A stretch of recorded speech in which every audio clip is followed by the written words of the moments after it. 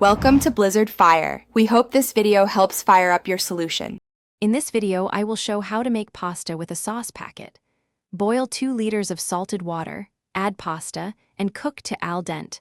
Drain while reserving half a cup of the pasta water. Empty the sauce packet into a pan, add 1 or 2 tablespoons of reserved water, and stir until smooth and glossy.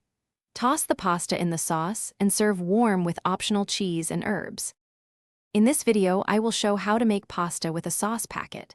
Start by choosing a pasta shape that traps sauce, like penne or fusilli, and measure 75 to 100 grams per person. Bring salted water to a rolling boil and follow the package cooking time, tasting a minute early to ensure al dente texture. This helps the sauce cling to the noodles and gives a restaurant feel at home. In this video, I will show how to make pasta with a sauce packet. Warm a tablespoon of olive oil and gently sauté 1 crushed garlic clove for a minute before adding the sauce packet to bloom the flavors.